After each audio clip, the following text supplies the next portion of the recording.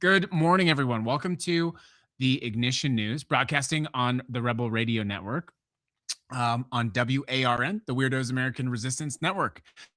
My lawyer would remind me that we are to inform you that we are not actually broadcasting on an AM or FM channel. But if you're looking for up-to-date news without the amygdala hijack, without all this crazy business, we are streaming live on Spotify, YouTube, Twitch, Substack, and TikTok. Go ahead and tap that screen. You know what I mean? Tap that glass up, as they say. It is a beautiful Sunday morning. Obviously, today the good Lord chose to grace us by birthing Moderator Cat into existence, without whom none of us would be here. So, good morning. Let's get into it. Please, I'm going to take a minute to ask you to go ahead and click follow on that show. Follow us on Spotify or your favorite podcast platform. It's great to be here. Let's get into the news. Over on TikTok, have fun while you can. We've been getting violations left and right over on the talk, so that's kind of fun. So let's get into the news. We have some interesting stories and how they all tie together today. But before that, I do have to give you some fun facts about the day. I don't know where my fun facts sheet went. Hold on. Don't get alarmed. All right, it's February 22nd. Ooh, today. I don't know why Google gave me this fun fact. It's actually not a fun fact, so we'll get back to that in a second. George Washington was born today in 1732. Let's see. In 1980, speaking of the Olympics, the United States hockey team defeated the Soviet Union on this day. The Miracle on Ice, pretty famous, obviously. Go propaganda.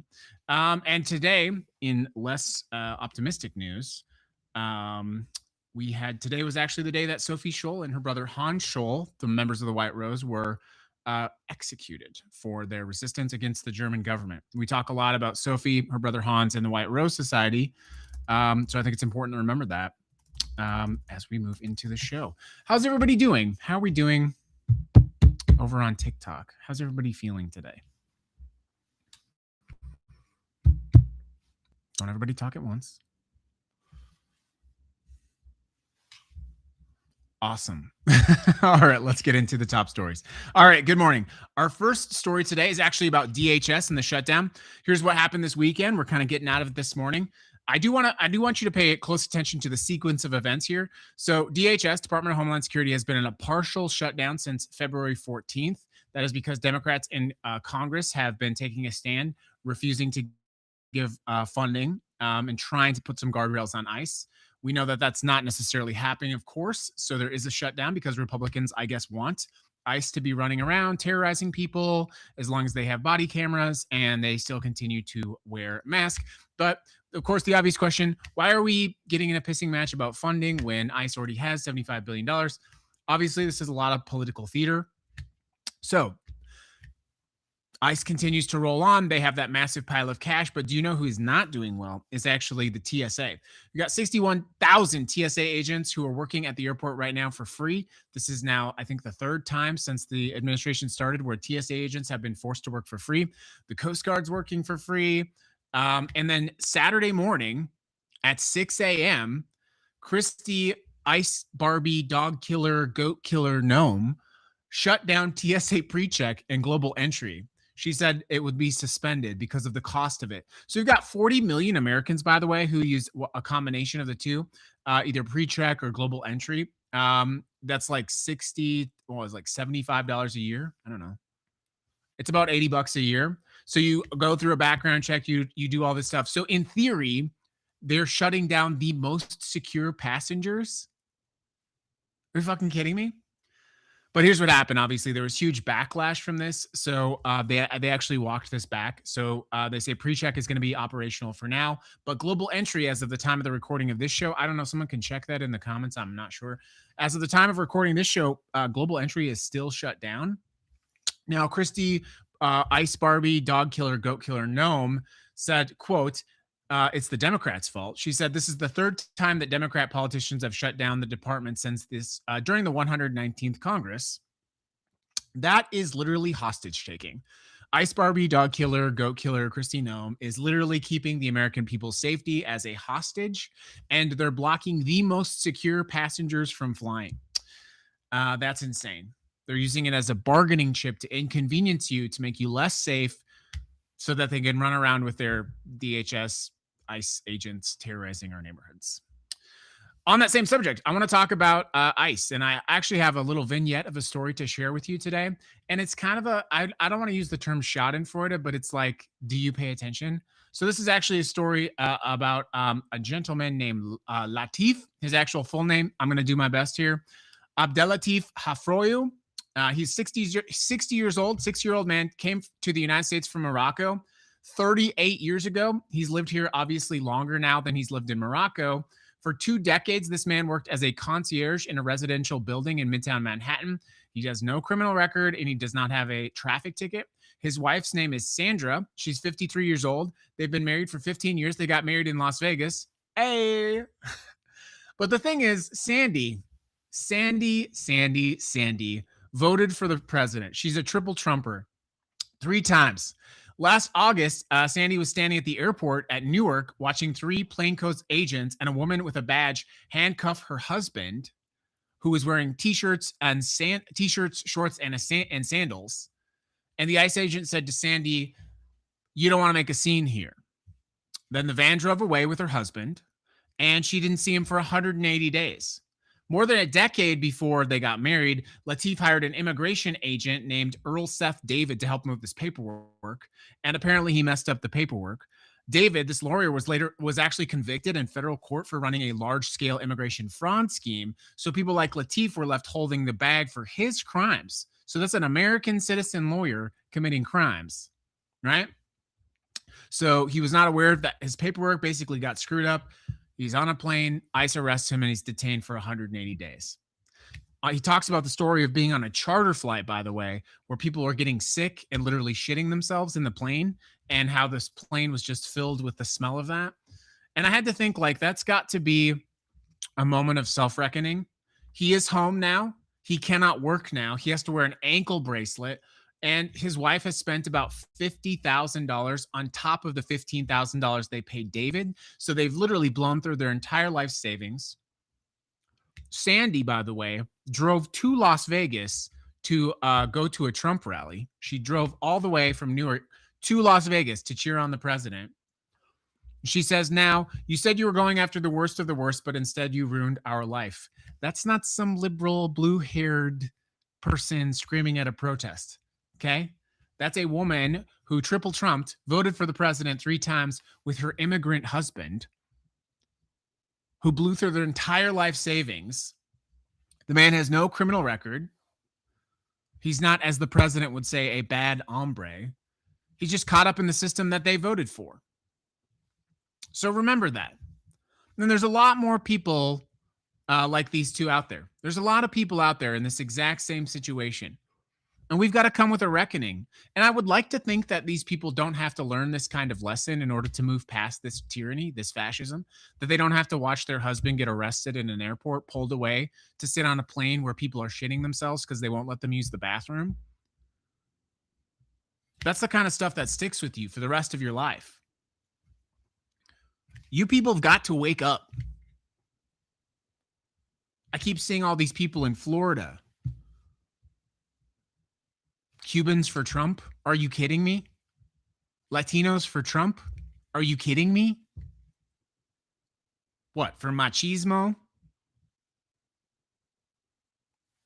It probably felt good to make your little TikTok video. You probably got a couple of retweets, a little bit of likes. Yeah? Was that good? Was that fun for you?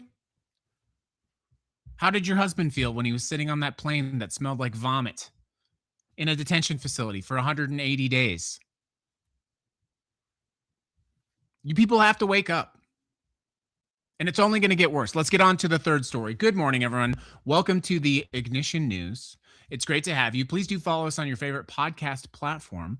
We do broadcast episodes that are not recorded live, but we do stream on TikTok, Substack, YouTube, Twitch. We're actually really growing that Twitch. By the way, if you're on Twitch, I'm trying to get to that 400 mark on Twitch. So click follow on Twitch. That would be appreciated. Let's take a little bit of a breather. That's the heavy news. A little bit of a joke for you. What do you call a fake noodle? An impasta. Okay. No, just me. Why was the math book sad? It had too many problems.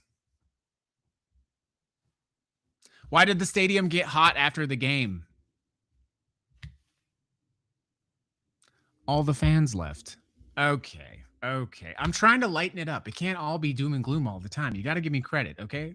They're bad jokes. Let's get to the next story. This is actually a continuation of our previous theme, and then we're going to round it up with some badass resistance. So this one is actually a pretty massive masterclass in authoritarianism. Before I get into that, you want to go watch a TikTok video I made yesterday, or Instagram if you follow me on Instagram. Brendan Carr is pulling one right out of the Nazi playbook, and he is soft demanding that broadcasters air what he calls patriotic programming. And Brendan Carr is basically saying, hey, broadcasters, if you want to keep your broadcast license, that is measured by something called the fairness doctrine, the fairness doctrine and the public good. So Brendan Carr says, hey, if you air the national anthem every morning, if you play patriotic programming for the 250th anniversary, if you have more shows that are patriotic to America, that's going to be really good for your public good doctrine. The main thing that we use to measure if you get to keep your broadcast license. Of course, we saw this in Germany when the same thing happened when the Nazis soft pushed the broadcasters to air more nationalist programming, to air more national. Oh, did we get a violation? Oh, okay. Thanks, TikTok. Really?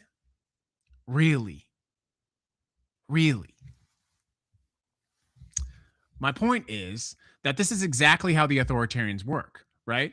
It's, oh, hey, this is voluntary. It's a voluntary request that you play the national anthem every morning. It's a voluntary request that you play some more pro-Trump content. It's a voluntary request that you play more content of national origin. Well, guess what? I've looked this up extensively. No request of this nature was ever made to any broadcaster during the bicentennial. None. Should be like, what, 1976? Does that sound right? Yeah. So they didn't ask that last time. Let me tell you how else this is moving, though. Okay. So this is another theme. I bring that up. It wasn't actually on the agenda, but Saturday, the president made an absolutely crazy tweet that is a very textbook example of authoritarianism. And it's a good example of like calling out these people for their hypocrisy. So Netflix is in the middle of an $83 billion deal to acquire Warner Brothers, Discovery, and their franchises like HBO. That whole thing requires the president's approval. Well, technically, it requires approval from the Department of Justice, but we know how that works, blah, blah, blah. So Susan Rice works at Netflix. Susan Rice is former U.S. ambassador to the United Nations. She's former national security advisor, and she's currently on the board of on Netflix. So earlier this week, Susan was on a podcast, and she said some pretty remarkable things. She's saying companies have been bending the knee to Trump, and they should not expect Democrats to look the other way if Democrats regain power. She said the president is unpopular. She said corporations acting what they think is their self-interest is acting against the national interest. And she's just going right out there. So then Laura Giant Crazy Woman Loomer gets out and fucking tweets about this and says, yeah, that she's threatening half the country. Laura Loomer is just absolutely insane. But then the president gets on Truth Social and says, Netflix should fire racist, Trump deranged Susan Rice immediately or pay the consequences. She's got no talent or skills, a purely political hack. Her power's gone and she will never be back. Or pay the consequences literally means if you don't fire Susan Rice, you're not getting HBO. You're not getting Warner Brothers. Literally, that's what it means. We can't look the other way. And these quote unquote conservatives, these Republicans who've always been, free market fucking, oh, we've got to let capitalism rule the world. Oh, blah, blah, blah. We can't be interfering with businesses. The businesses need to leave. The businesses need to be left alone to grow and to be America, right? These fucking hypocrites. They should be fucking screaming right now. The president of the United States, because of his little petty grievance, is threatening to cancel a fucking $83 billion deal, which he has no business in, which the DOJ has no business other than standard regulatory oversight, which, as a side note, the continued conglomeration of these media companies is not a good thing. Don't get me wrong. That's very bad for you. It's very bad for all of us. But it shouldn't be because the president is butthurt that Susan Wright fucking told the truth. And by the way, this aging, cognitively declining orange man talking about Susan Rice, a black woman, calling her racist. I don't know what race orange face is, orange makeup face, but I do know that you have no business with all of the terrible things that you've said about the Obamas, what you're doing to your supporters, as we just discussed. And the irony that these men worship this man as their form of masculinity, this cognitively declining man who puts on this orange spaghetti bowl colored, you know how spaghetti looks at the bottom of the bowl, the Tupperware, you know? That's like the color of the face. I don't get it. And this is who you worship? This is your hero. And you let this man who's bankrupted every business he's ever had, except for the crypto scheme that he's using to steal money from the government and from foreign influence operations. That's the person you're trusting with your judgment. And all these little cowards in the administration, they don't exercise independent judgment. The president truths something out. They do what he says, and that's the end of it. This is the peak of moral cowardice in America. The peak of it. But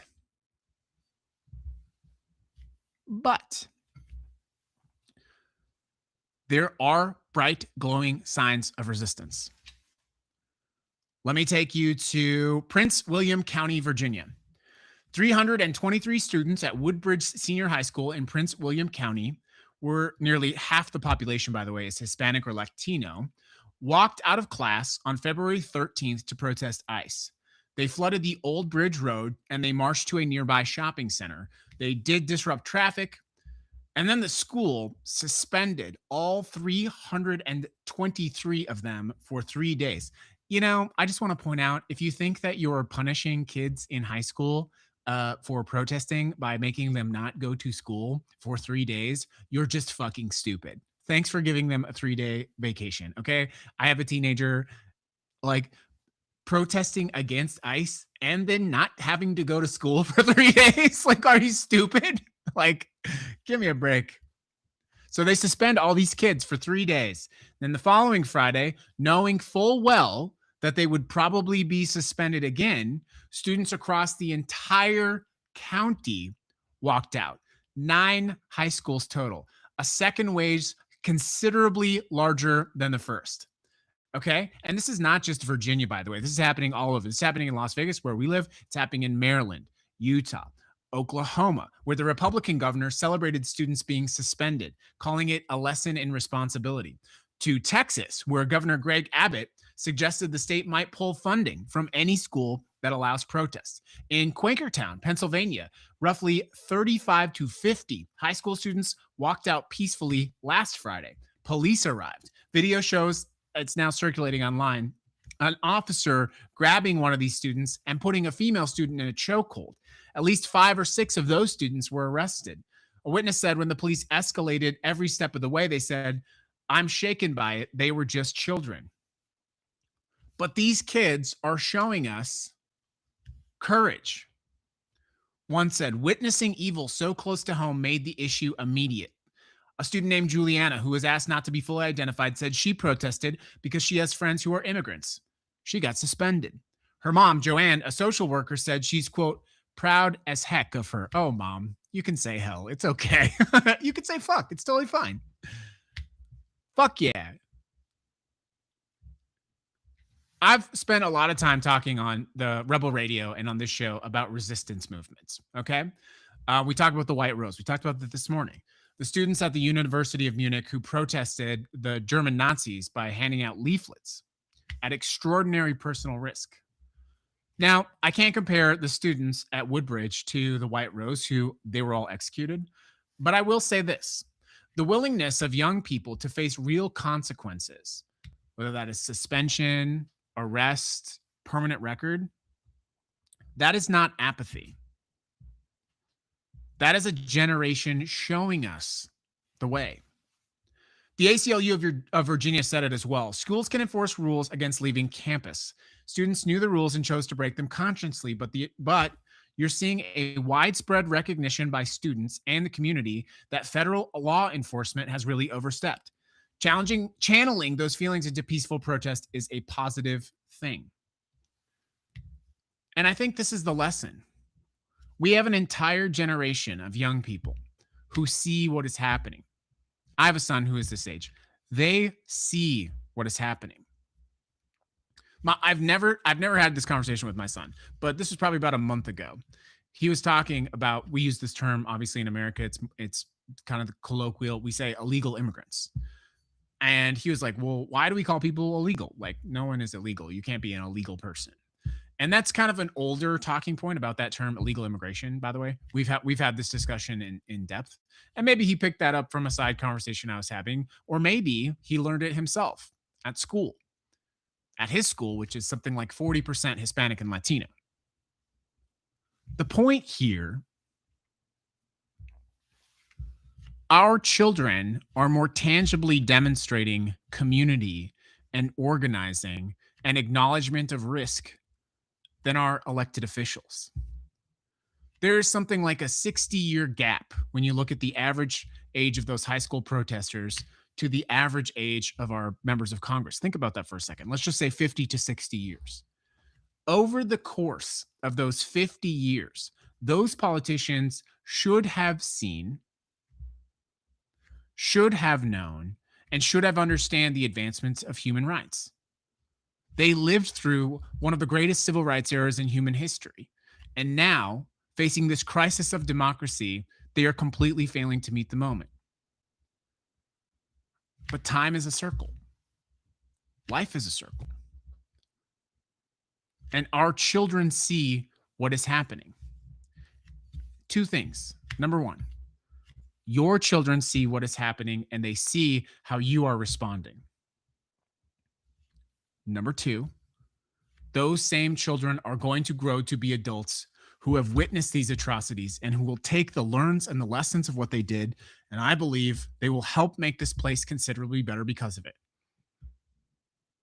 So we have 3 stories of corruption, darkness, and tyranny, and 1 story of enormous moral courage. And I ask you the question, as scary as the first 3 things are, what is the one that sticks with you the most? The story of hope and the story of action. So go into your communities. Go with your children. Teach them right and wrong and show them and reward and recognize them for taking a stand in the moment.